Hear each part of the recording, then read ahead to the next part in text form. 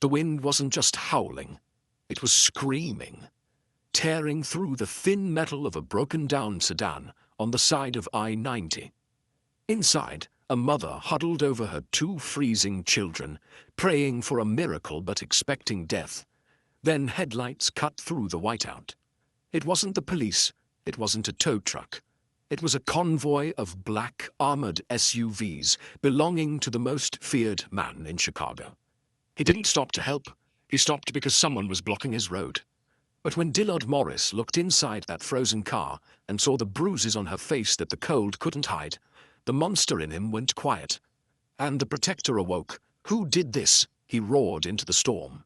And the answer would burn the city to the ground.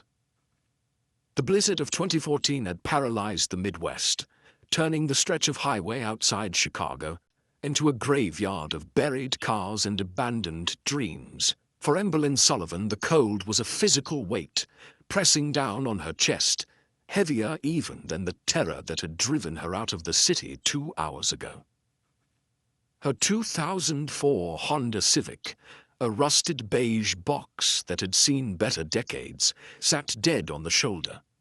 The engine had sputtered and died 3 miles back, the heater following seconds later. Now, the windows were webbed with frost on the inside. "Mummy, my toes hurt," Leo whispered. At 7 years old, he was trying to be brave, mimicking the stoicism he had seen in his father before the cancer took him, and before the other troubles started. Emberlyn rubbed his small gloved hands between hers, blowing warm air onto them. In the back seat, 4-year-old Sophie was ominously quiet, curled into a tight ball under a thin fleece blanket that Emberlyn had snatched from the couch on their way out the door.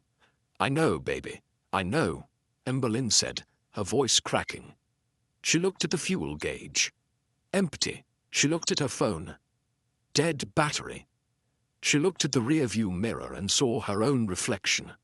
A split lip, a purpling bruise blossoming across her left cheekbone, and eyes wide with the primal fear of a hunted animal. They weren't running from the storm. They were running from something much colder. A vibration rumbled through the floor of the car. Emberlyn stiffened, grabbing the tire iron she kept under the driver's seat. If it was them, if it was the debt collectors sent by the loan shark her late husband had foolishly trusted, she wouldn't go down without a fight.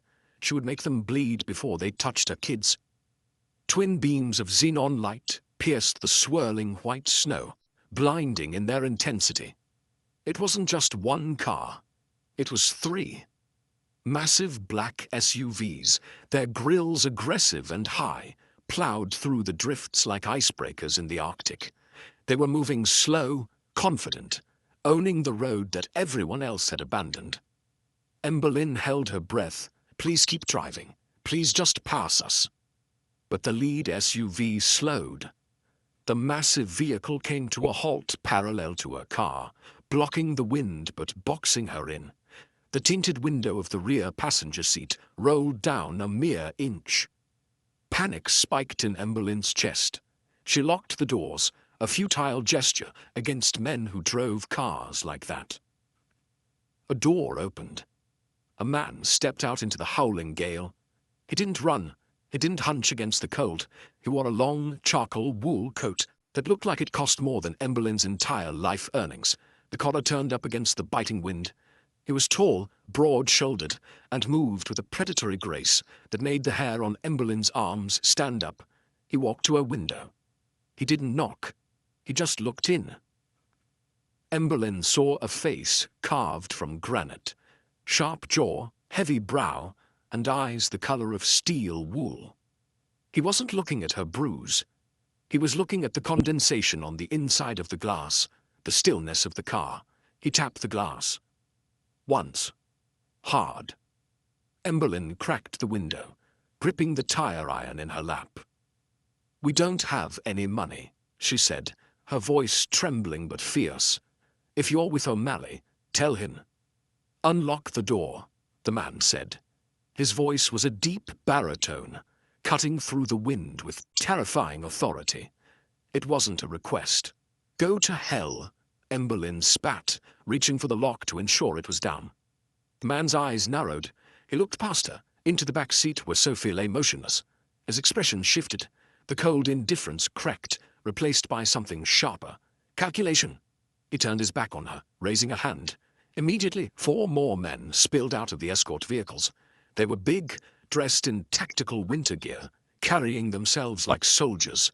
"Break it," the man in the wool coat ordered. Before Emberlyn could scream, the passenger side window shattered inward. A gloved hand reached in, unlocking the doors. "No, get away.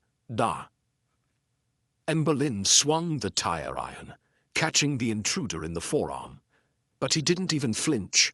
He ripped the metal bar from her grip and tossed it into the snow like a toy. The driver's door was wrenched open. The cold air rushed in, stealing the last of their warmth. The man in the wool coat stood there, filling the frame. He reached in, not for her, but to touch the dashboard vents. He pulled his hand back, feeling the ice. "Get them out," he commanded his men. "Put them in the Escalade. Now." "Don't touch my children." Emberlyn lunged at him, clawing at his face. Her nails raked across his cheek, drawing a thin line of blood. He caught her wrists. His grip was like a vice, immovable.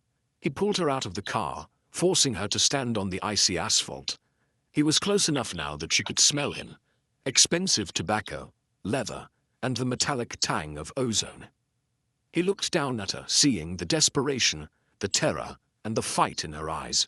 Then the interior light of the SUV illuminated her face fully. Dillard Morris stopped. He was the capo of the Chicago outfit, a man who had ordered executions over breakfast and dismantled rival families by lunch. He had seen violence in every form, but looking at this woman, shivering in a thin waitress uniform under a cheap coat, clutching her wrists, with a face beaten black and blue, something twisted in his gut. He looked at the bruise on her cheek. It was fresh. The split lip was still oozing slightly. This wasn't from the car breakdown. This was human-inflicted. "Who did this?" Dillard asked. The volume of his voice didn't rise, but the temperature around them seemed to drop 10 degrees. Emberlyn stared at him, confused by the shift in his tone. "What?" "The face," Dillard said, gesturing with a gloved hand, his eyes burning with a dark, sudden fury. "The bruise. Who put his hands on you?" I fell," Emberlyn lied, the standard excuse falling from her lips out of habit. Dillard released her wrists, but he didn't step back. He unbuttoned his wool coat and draped it around her shoulders. The warmth of the silk lining was shocking. "Liar," he murmured. One of his men, a giant named Victor, with a scar running through his eyebrow, emerged from the car holding Sophie. "Boss, the little one is hypothermic. Pulse is weak." Dillard's jaw tightened. He looked at Emberlyn. "Get in my car. If you want her to live, you get in the car." Emberlyn looked at Sophie, limp in the giant's arms, and then at Leo, who was being carried by another guard, looking terrified, but warm. She had no choice. She nodded. They were ushered into the back of the lead SUV. The interior was like a private jet. Cream leather, climate control set to 75 degrees, the smell of mahogany. Victor sat in the front passenger seat, while Dillard sat opposite Emberlyn and the kids in the club-style rear seating. As the convoy began to move again, rolling effortlessly over the snow that had trapped her, Emberlyn pulled her children close. Sophie began to stir, whimpering as the blood returned to her frozen limbs. Dillard poured a glass of amber liquid from a crystal decanter and held it out to Emberlyn. "Brandy. Drink. It will help the shock." Emberlyn took it with shaking hands. She took a sip, the alcohol burning a path down her throat. She looked up at him. He was watching her with an intensity that made her skin prickle. He wasn't looking at her like a victim anymore. He was looking at her like a puzzle he intended to solve. "I'm Dillard," he said. "Dillard Morris." Emberlyn froze. Everyone in Chicago knew that name. It was a name whispered in fear, a name associated with bodies found in the river and buildings that burned down for insurance money. She was sitting across from the devil himself. "Emberlyn," she whispered. Dillard leaned forward, resting his elbows on his knees. He reached into his pocket, pulled out a pristine white handkerchief, and gently, so gently it was terrifying, dabbed the blood from her split lip. "Well, Emberlyn," Dillard said, his voice low and dangerous, "you have my attention.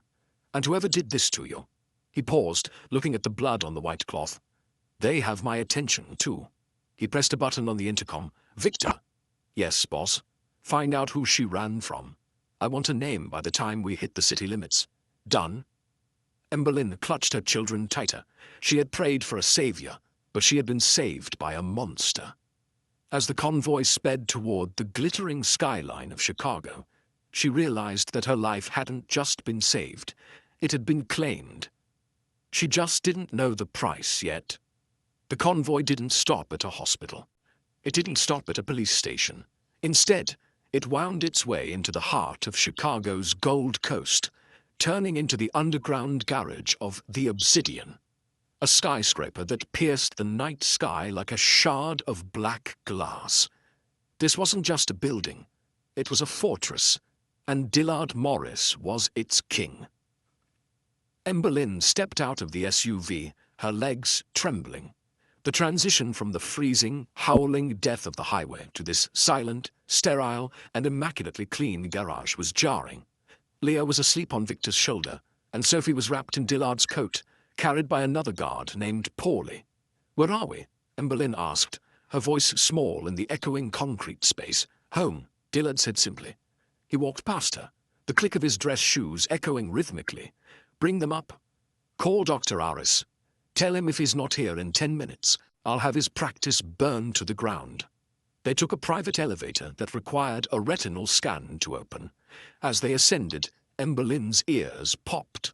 When the doors slid open, she gasped. The penthouse was a sprawling expanse of floor-to-ceiling windows overlooking the city lights. It was decorated in stark minimalism. Black marble floors, white leather furniture, and modern art that looked violent and expensive. It was beautiful, but cold. It lacked the clutter of a home. It felt more like a museum for a very lonely god. "Victor, put the boy in the guest suite. Paulie, take the girl," Dillard ordered, shedding his suit jacket and tossing it onto a chair. He loosened his tie, the first sign of relaxation she had seen from him. "I need to be with them," Emberlyn protested, stepping forward. Dillard turned, his eyes landing on her battered face again. The anger flared in his pupils, hot and sudden. "You need medical attention, Emberlyn. You're shivering and you're in shock. My men will watch them. No one touches them but the doctor. You have my word." "Your word," she challenged, adrenaline giving her a temporary boost. "I don't know you. You're a criminal." The room went silent. Victor, who had been walking away, stopped. "You didn't call Dillard Morris a criminal to his face. Not if you wanted to keep your tongue." But Dillard didn't strike her. He didn't yell. A small, dark smile played on his lips. "I am," he agreed softly. "I am a criminal, Emberlyn. Which means I am the only person in this city powerful enough to keep you safer from whoever did that to your face. The police, they file a report, I file bodies. Now sit down." She sat, not because she wanted to, but because her knees finally gave out. 10 minutes later, Dr. Arias arrived. He was a nervous, balding man who clearly feared Dillard more than God. He tended to Sophie's hypothermia first, assuring Emberlyn she would be fine, then checked Leo. Finally, he turned to Emberlyn as he cleaned the cut on her lip and applied a cooling gel to her cheek. Dillard stood by the window, staring out at the snow-blinded city, swirling a glass of scotch. He hadn't spoken in 20 minutes. "The orbital bone isn't broken, but it's bruised deeply," Dr. Aris murmured. "2 ribs are cracked, defensive wounds on the forearms." Dillard turned. "Leave us." The doctor packed his bag and practically ran to the elevator. Dillard walked over to where Emberlyn sat on the white leather sofa. He pulled a chair close and sat opposite her, leaning forward, elbows on knees. He looked tired now, the adrenaline of the rescue fading to reveal the weight he carried. "Talk," he said. Emberlyn looked at her hands. They were raw and red. "My husband." Jack. He died 8 months ago. Pancreatic cancer. I'm sorry, Dillard said, and he sounded like he meant it. He was a good man, Emberlyn continued, tears pricking her eyes, but he was sick for a long time. The insurance ran out. The treatments were so expensive. He didn't tell me. He went to someone for money. A loan shark. Name? Dillard demanded. I only know him as the Butcher. A man named Cale comes to collect. Dillard's eyes narrowed. Cale works for the Rousseau family. Low-level enforcement. Garbage. Jack borrowed 50,000. Emberlyn whispered. But with the interest. They said it was 200,000 now. I gave them everything. The life insurance, the savings, the car, everything. But last week, Cale came by. He said the money wasn't coming fast enough. He said, she choked on a sob. He said if I couldn't pay with cash, there were other ways I could pay. He looked at Sophie. A glass shattered. Emberlyn jumped. Dillard had squeezed the heavy crystal tumbler in his hand until it exploded. Whiskey and blood dripped onto the pristine white carpet. He didn't even look at his hand. His face was a mask of pure, unadulterated rage. He looked at the child. Dillard's voice was a low growl, vibrating in his chest. Emberlyn nodded, terrified. Dillard stood up, shards of glass falling from his palm. He didn't flinch. Victor, he roared. Victor appeared instantly from the hallway. Boss? Get me a towel, Dillard said calmly, though his eyes were murderous, and then get me Cale. I don't care where he is. I don't care who he's with. You drag him here. If he resists, break his legs. If he runs, shoot him. But bring him to me alive. It's a blizzard, boss. The roads. Did I ask about the weather? Dillard looked at Victor. No, boss, I'm on it. Dillard wrapped a towel around his bleeding hand. He looked at Emberlyn, who was staring at him with wide, fearful eyes. You and your children stay here, he said. The guest wing is yours. Order whatever food you want. The staff will get you clothes. Why? Emberlyn asked, her voice trembling. Why are you doing this? We're nobody. Dillard walked to the door, pausing with his hand on the frame. He looked back at her, and for a second, the mask slipped. She saw a deep, ancient loneliness in him. Because, Dillard said, I know what it's like to be cold, and I know what it's like to be alone. He left, leaving Emberlyn in the lap of luxury, realizing she had just traded a pack of wolves for a lion. For 3 days, the blizzard raged outside, sealing Chicago in a tomb of ice. Inside the penthouse, however, it was a different world. Emberlyn tried to make herself invisible. She cleaned up after the kids, folded the towels, and tried to help the housekeeping staff, who looked at her with a mixture of pity and confusion. They weren't used to guests who cleaned their own dishes. Dillard was a ghost. She heard him on the phone in his study, shouting in Italian, or saw him leaving late at night with his security detail, his face grim. He never ate with them. He was avoiding her. But on the 4th day, the sun broke through. The city glittered under a fresh coat of white. Emberlyn was in the kitchen, making pancakes for Leo and Sophie. The private chef, a stern woman named Mrs. Higgins, had eventually relented and let Emberlyn cook, realizing it calmed her nerves. Smells good, a deep voice said. Emberlyn spun around, spatula in hand. Dillard was leaning against the doorframe. He was wearing a casual black sweater and grey trousers, his hand bandaged. He looked less like a mob boss and more like a tired father. I didn't know you were up, Emberlyn stammered. Do you want some? Dillard hesitated, then walked over and sat at the island counter. Blueberry? Chocolate chip? Leo piped up from the table, his mouth full. Mr. Dillard, do you have a gun? Leo, Emberlyn gasped.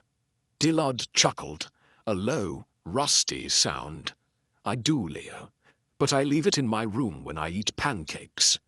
He looked at Emberlyn. Plate, she served him. He ate in silence, watching the kids. There was a hunger in his eyes that had nothing to do with food. He was watching a family dynamic he clearly didn't have.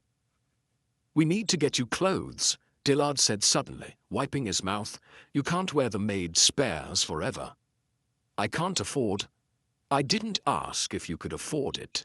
I said we need to get you clothes." He stood up. "Get the kids ready. We're going out." The trip to the Magnificent Mile was a surreal production. 2 SUVs in front, 2 behind. Dillard walked beside Emberlyn, his hand hovering near the small of her back, but never touching. He guided them into a high-end boutique that had been closed to the public just for them.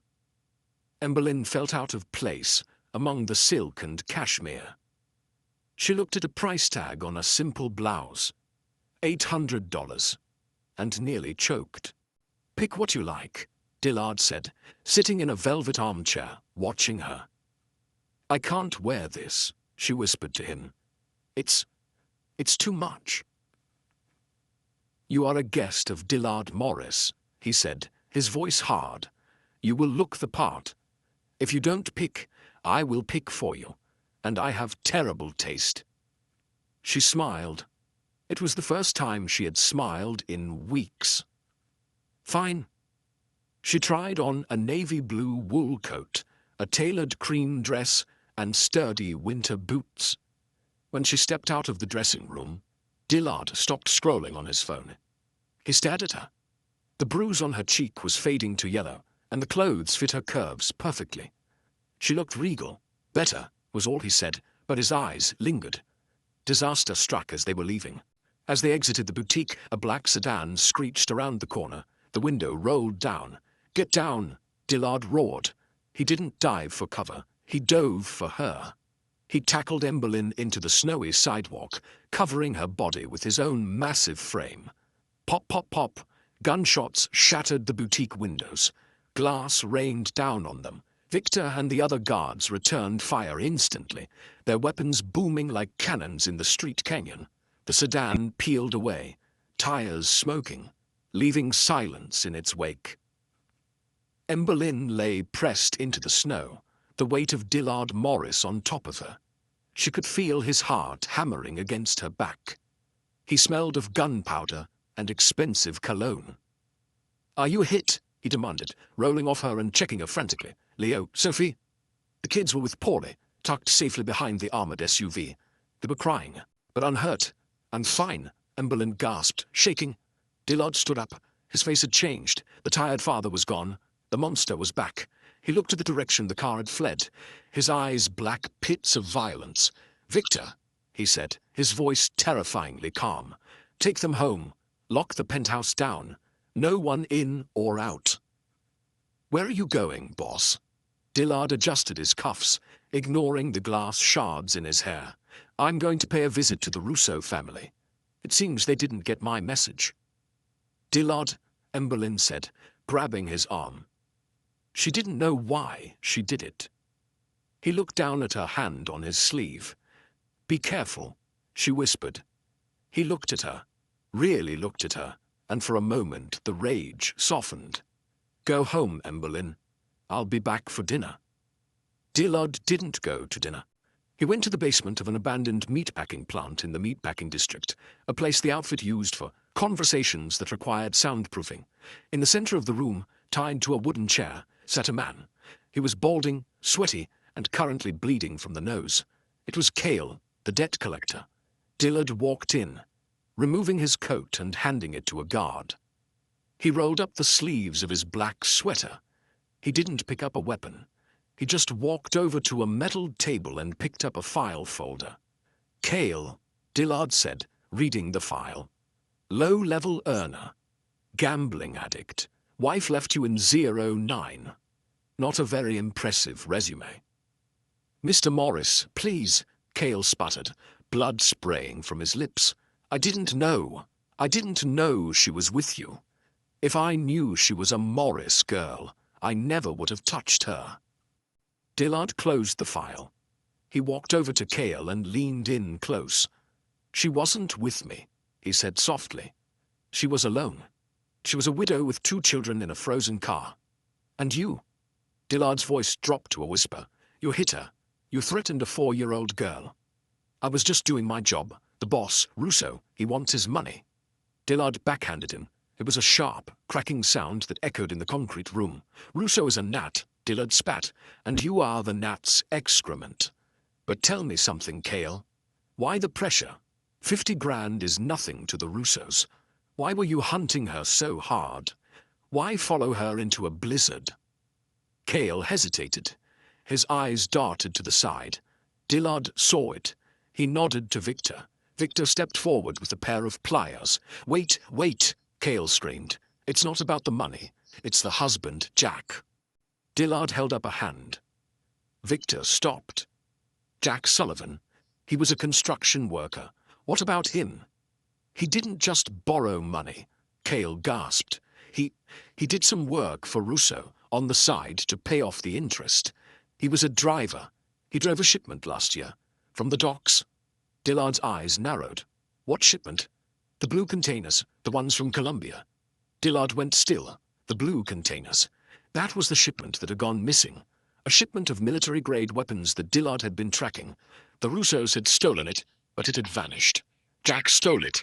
Dillard asked, incredulous. No, Jack drove it, but he hid it. He got a conscience. He said he wouldn't deliver weapons that would kill kids. He hid the truck somewhere, and then he got sick and died before he could tell anyone where it was. Russo thinks the wife knows. He thinks Emberlyn has the key. Dillard felt a cold pit in his stomach. It wasn't just a debt. Emberlyn was sitting on a multi-million-dollar secret, and she didn't even know it. The Russos weren't just trying to collect cash. They were trying to break her, to find the weapons. She doesn't know, Dillard said. Russo doesn't care, Cale cried. He's going to tear that apartment apart.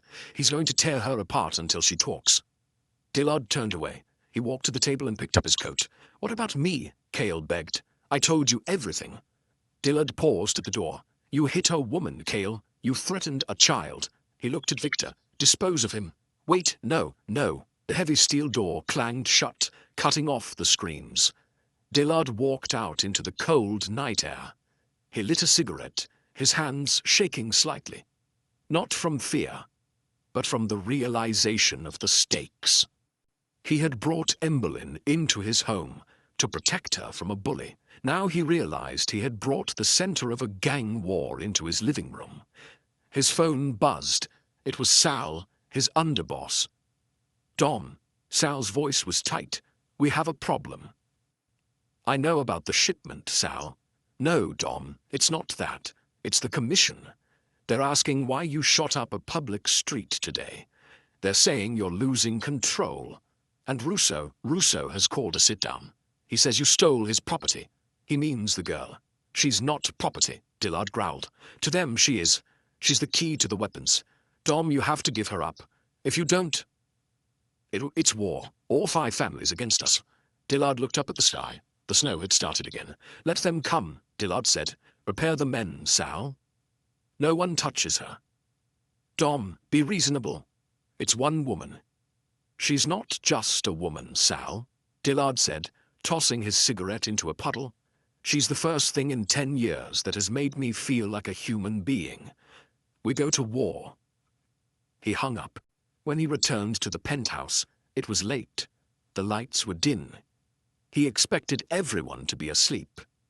But Emberlyn was sitting on the couch, wrapped in a blanket, staring at the door.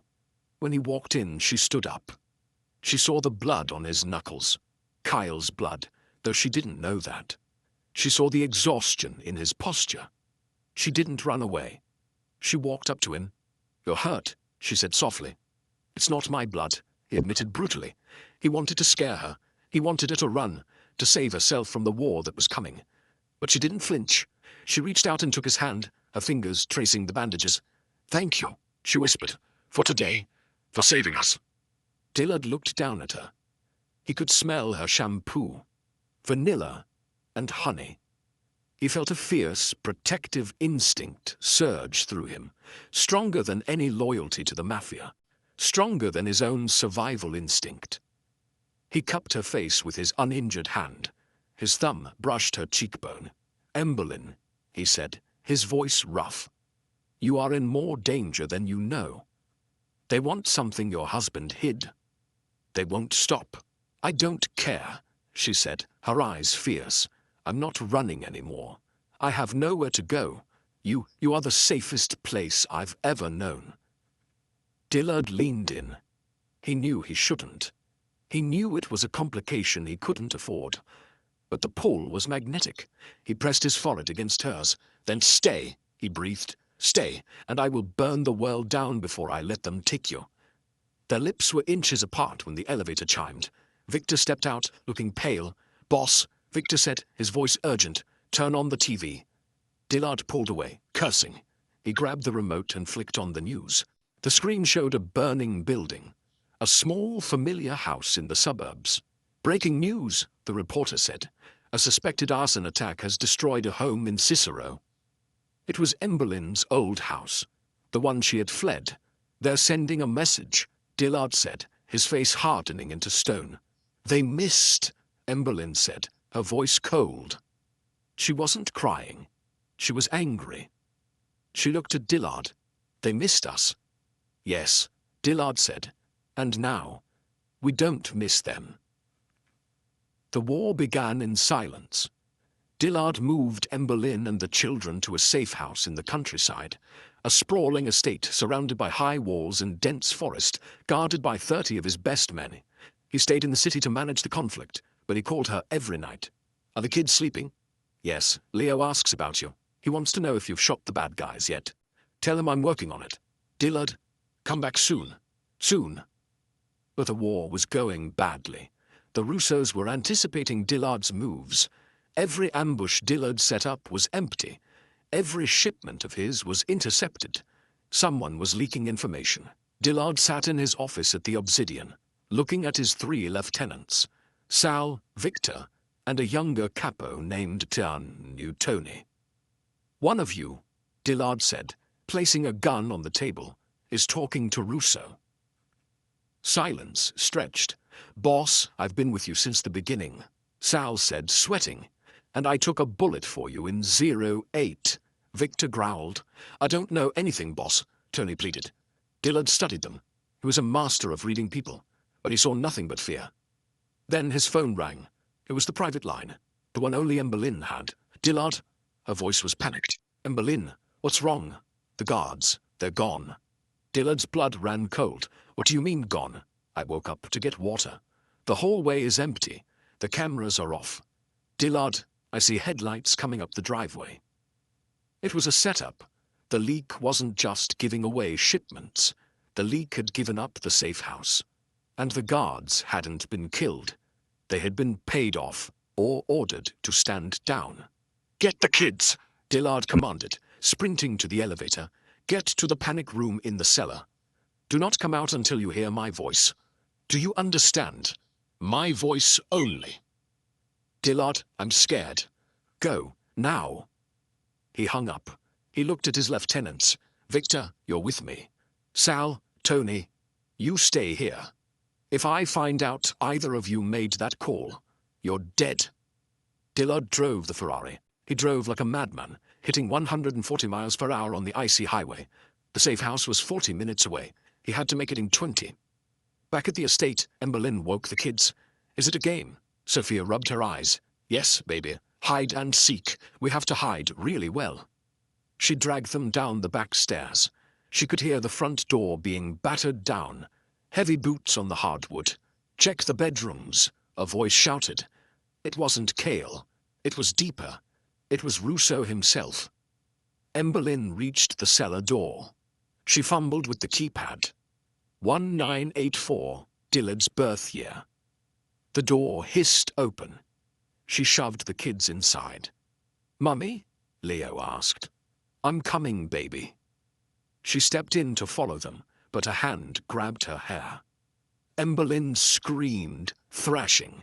She was yanked backward. She saw a man in a ski mask. She raked her nails across his eyes. He howled, letting go for a second. Emberlyn slammed the panic room door shut and hit the lock button. Through the thick steel she heard Leo screaming her name.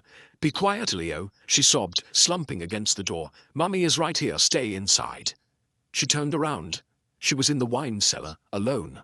with 3 men descending the stairs. Russo stepped forward. He was an obese man with a wheezing laugh. He held a gold-plated revolver. "Mrs. Sullivan," he smiled. "So nice to finally meet the woman causing me so much trouble." "Go to hell," Emberlyn spat. She grabbed a bottle of vintage Pinot Noir and smashed it against a rack, holding the jacket neck like a knife. Russo laughed. "Feisty. I like that. Dillard likes that too, doesn't he? That's why he broke all the rules for you." He gestured to his men. "Grab her." Emberlyn fought. She swung the bottle, slicing one man's arm. But there were too many. They pinned her to the ground. Russo knelt beside her, grabbing her chin. "Where is the truck, Emberlyn?" "I don't know what you're talking about. Your husband, the shipment. Where did he hide it? He never told me. He wanted to protect me." Russo sighed. "A pity. Maybe if I start cutting off fingers, your memory will improve." He pulled out a knife. Suddenly, a deafening roar shook the house, the sound of a V12 engine, revving to the limit. Crash! The Ferrari smashed through the French doors of the living room upstairs. Gunfire erupted instantly. Automatic weapons. Screams. "He's here!" Russo hissed. He grabbed Emberlyn by the hair and hauled her up. "Perfect. I'll use you as a shield." He dragged her up the stairs. The living room was a war zone. Smoke, debris, and bodies. Dillard was behind the kitchen island, firing a semi-automatic rifle with precision. He looked like a demon. His coat was gone, his shirt stained with blood. "Dillard!" Emberlyn screamed. Dillard froze. He saw Russo holding Emberlyn. The gun pressed to her temple. "Drop it, Morris," Russo shouted, "or she dies." Dillard lowered the rifle. His chest was heaving. "Let her go, Russo. This is between us." "It's between us and the $5 million you stole from me," Russo yelled. "I didn't steal it. Jack hid it because you're a monster who sells weapons to terrorists." "Business is business," Russo sneered. "Now, kick the gun over." Dillard kicked the rifle away. He raised his hands. "Dillard, no," Emberlyn cried. "It's okay," Dillard said, locking eyes with her. "Trust me." Russo grinned. "You're weak, Morris. You always were. Too much heart. Not enough stomach." He cocked the hammer of the revolver. "Say goodbye to your girlfriend." "I'm not his girlfriend," Emberlyn said, her voice trembling but loud. Russo looked at her, confused. "What?" "I'm his distraction." Emberlyn stomped on Russo's foot with the heel of her heavy winter boot. At the same moment, she dropped her dead weight, pulling Russo's arm down. The gun went off, the bullet hitting the ceiling. Dillard moved faster than thought. He pulled a concealed pistol from his ankle holster. Bang, bang. 2 shots, one to Russo's shoulder, one to his knee. The fat man collapsed, screaming. Dillard vaulted over the island. He didn't look at Russo. He grabbed Emberlyn, pulling her into his chest, checking her for wounds. "Are you hurt? Did he touch you?" "I'm okay," she sobbed, burying her face in his neck. "The kids, they're in the panic room." Dillard kissed the top of her head. "You did good. You did so good." He turned to Russo, who was writhing on the floor. Dillard walked over and kicked the gun away. "You lose," Dillard said coldly. "You can't kill me," Russo sputtered. "The commission. There will be consequences." "The commission isn't here," Dillard said, "and you threatened my family." He aimed the gun. "Wait!" Russo screamed. "I didn't leak the location. I didn't. I was told. Someone called me." Dillard paused. "Who?" "I don't know. A blocked number. They said they wanted you dead. They said you were getting too soft." Dillard frowned. Just then the front door opened. Sal walked in, followed by 10 of his men. They had their guns drawn. "Sal," Dillard said, relief washing over him. "Secure the perimeter. Get the doctor." Sal didn't move. He looked at Russo bleeding on the floor, then at Dillard. "I can't do that, Dom," Sal said. Dillard stiffened. He looked at the guns. They weren't pointed at the perimeter. They were pointed at him. "Sal?" "You broke the rules, Dom," Sal said, shaking his head. "Over a girl.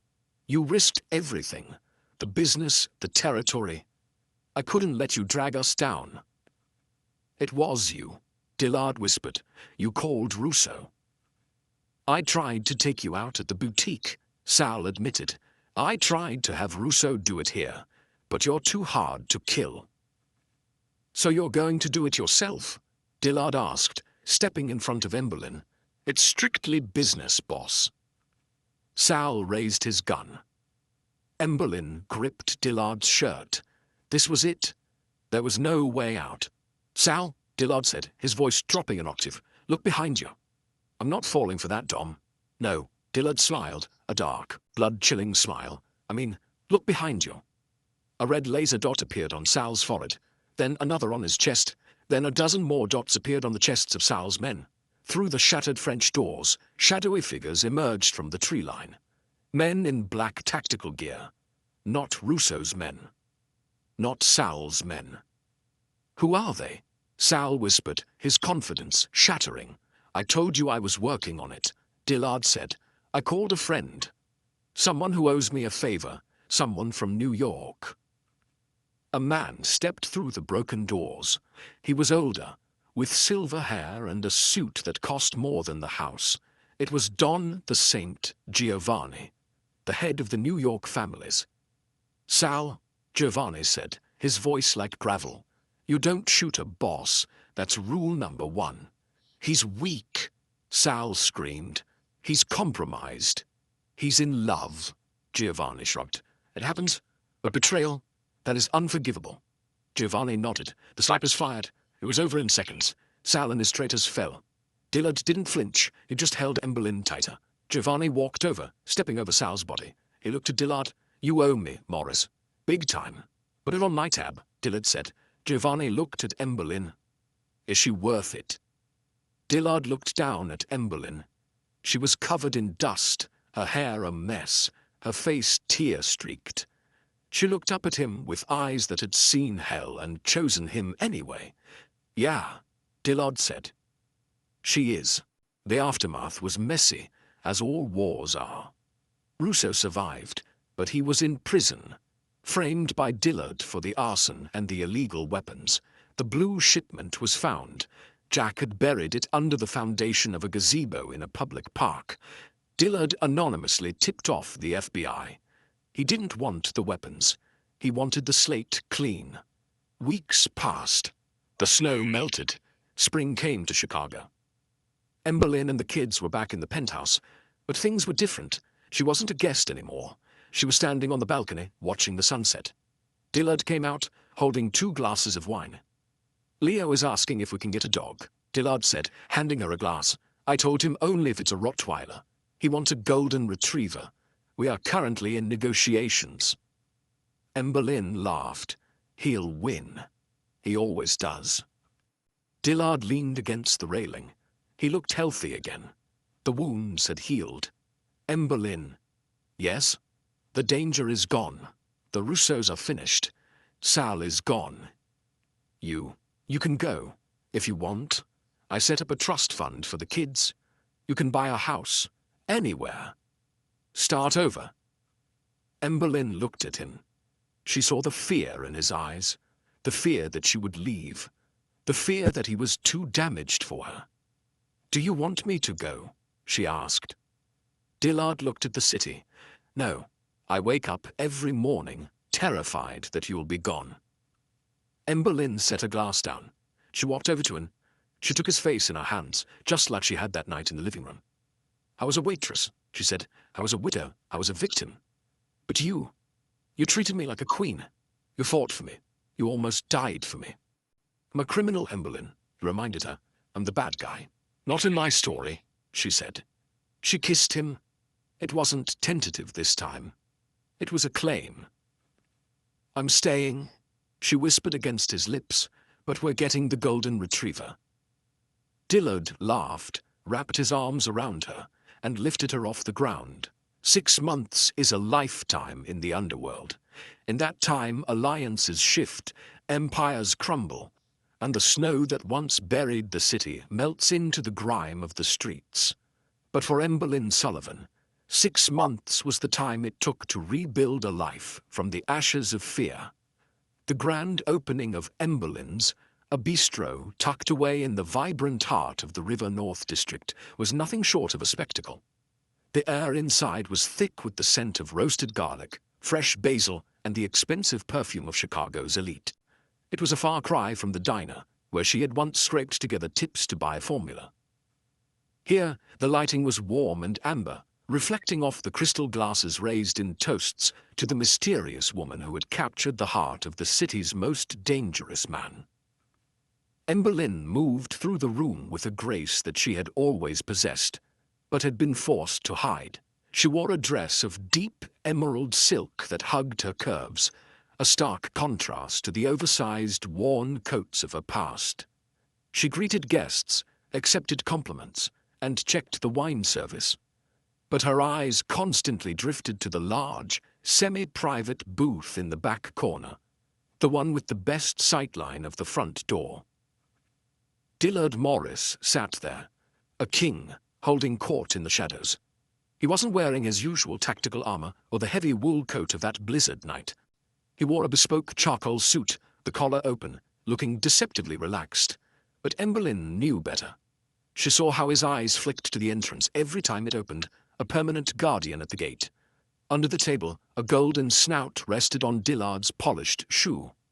It was Buster, the golden retriever puppy Leo had negotiated for. Despite Dillard's initial insistence on a guard dog, he was currently slipping a piece of prime filet mignon to the eager pup.